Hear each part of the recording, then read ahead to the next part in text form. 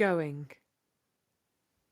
There is an evening coming in across the fields, one never seen before, that lights no lamps. Silken it seems at a distance, yet when it is drawn up over the knees and breast, it brings no comfort. Where has the tree gone that locked earth to the sky? What is under my hands that I cannot feel? What loads my hands down? I'm in the car park at Chesterfield Royal Hospital. 2021 is drawing to a misty, lacklustre end. It is smoke exhaled from the mouth of someone who doesn't even enjoy smoking. Everything is under freezing fog. I look out across my childhood edgelands landscape, pylons and dense hedgerows, rolling artificial hills from open casting and landfill, the place where the rural and the ex-industrial rub against each other and make strange sparks. There is an evening coming in across the fields. It lights no lamps, not yet. Twilight, in between.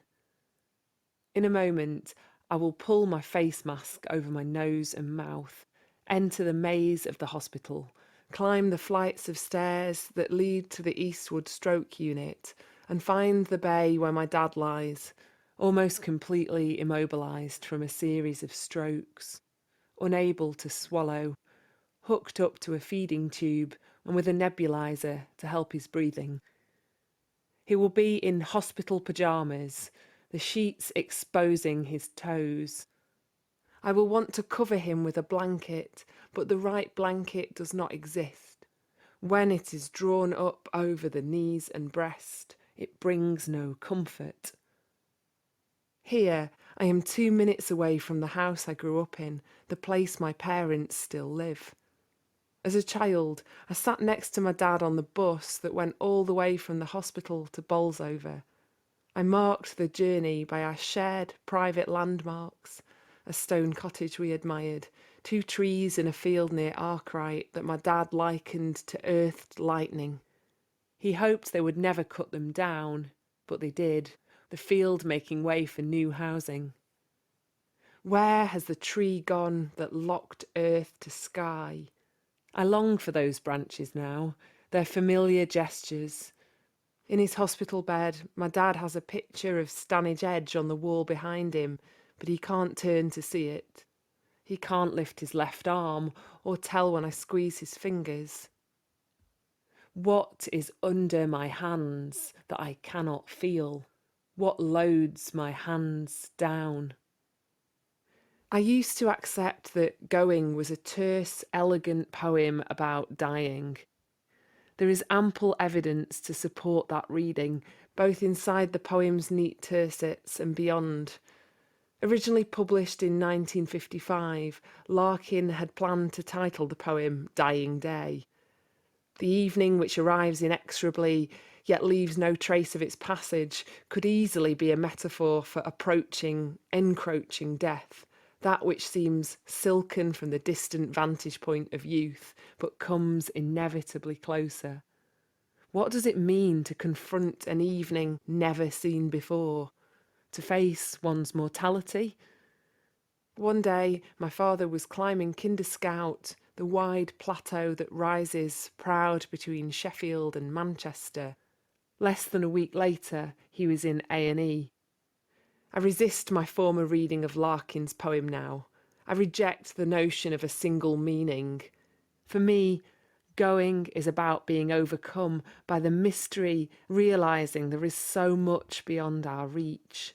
It captures the paralysing awe that might accompany an insight into just how much is out of our control.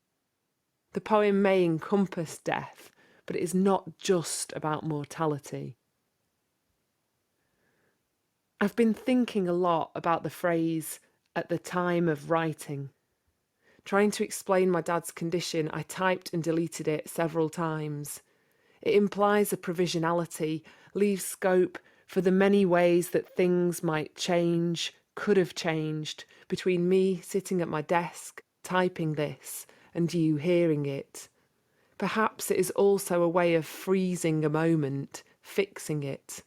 The way a poem can be a fix, a momentary stay against confusion. But perhaps I am more interested in at the time of reading. The way I read Larkin's Going has been altered irrevocably by my dad's stroke. The way you hear and receive my words, the way you read them, is subject to whatever is happening in your own life.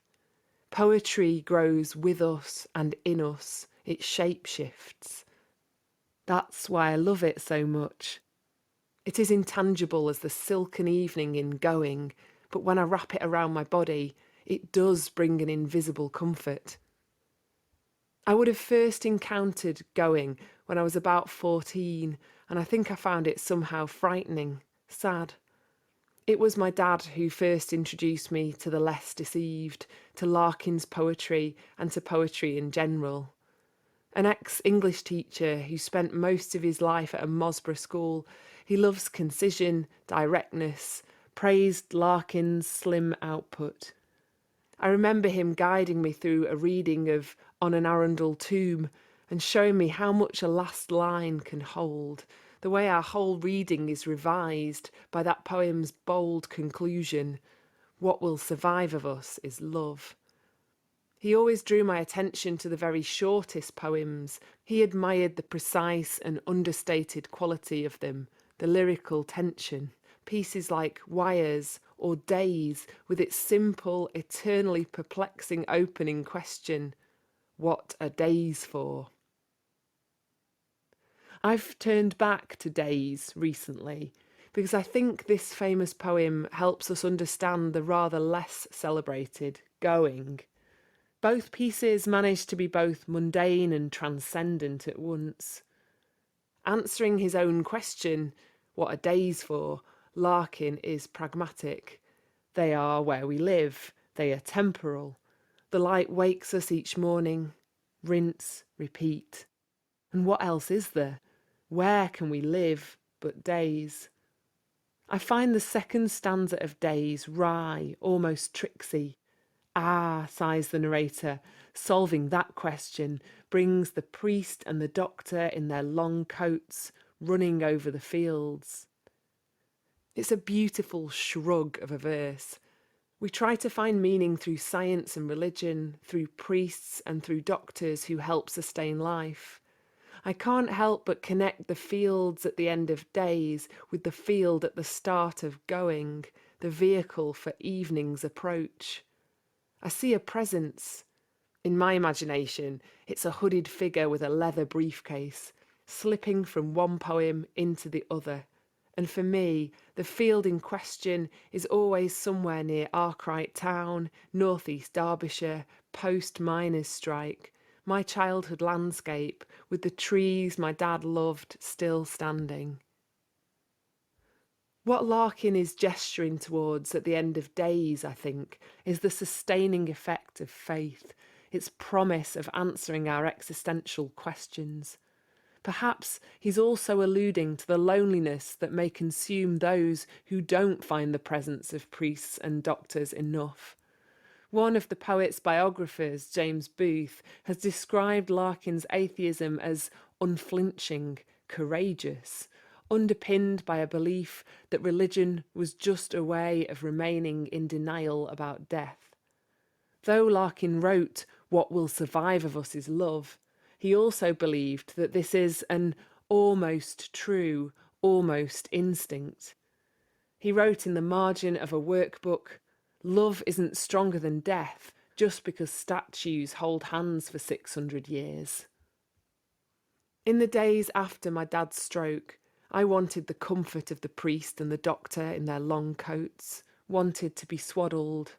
Friends of many different faiths promised to hold my dad in their prayers, and I was moved, grateful. I was not sure what my own version should be. The priest and the doctor are perhaps by no means opposed. Seeing the pressures that hospitals are under first-hand on the stroke ward, I recognised what I already knew. These are mortals, I thought. There are no magical, disembodied institutions, just miraculous and tired people trying their best. Here are imperfect systems, acts of compassion, expertise and exhaustion mingling in bays and corridors. The urge to stake everything on a higher power is so compelling. We do not really want to believe that we might be the ones in charge. Hospitals and religion are blankets, like the blanket in Larkin's Going. Even the word palliate, as in palliative care, comes from Paul, whose Old English root is cloak, which derives from the Latin for robe, which in turn owes something to the Latin for skin. We need to cover, to draw things over the knees and breast, even if we know deep down that to cloak is also to conceal a truth. I remember having a debate with my university chaplain about whether he considered it heretical for me to claim poetry as a religion. I wasn't trying to be controversial. I was just fascinated by the amount I invest in the idea of the best words in their best order, as the poet Samuel Taylor Coleridge put it. I recite a poem like Going under my breath, the way someone else might offer a prayer. Dad gave me poetry, and in doing so, he gave me an approximation of faith, something to steer my course by, something to hold up to the evening coming in across the fields. On the ward, I tell my dad I am writing an essay on Larkin, ask him if he remembers Going. He does. Often as we talk, the ex-miner in the bed opposite, Tommy, wanders over for a chat, sometimes mistaking me for a relative or someone he used to work alongside. He's here now, peering at us. He leans on the foot of my dad's bed and asks, almost nonchalantly, when my dad is leaving. I open my mouth to say that we have no idea when he might be discharged, but Tommy is already repeating the question. When's thou leaving? Because I might as well leave with you. It is as if they were in the Arkwright Arms on some other distant Friday, planning to walk home together under the bold stars, up the hill towards Calo, leaving their foamy glasses on the bar. I'll go when you go, Tommy says. I take my dad's right hand, the one he can feel sensation in, and I squeeze it. I get his left hand, the one he can't feel, and I raise and lower it, raise and lower. There is always room to be surprised. That's what poetry shows us. A poem gives us a space which we can share, however briefly. Outside, waves of evening breaking, silken and rough, over my face and hair and turning to moisture on my cheeks. I turn back towards the fields. I am going home. The poet Alan Mort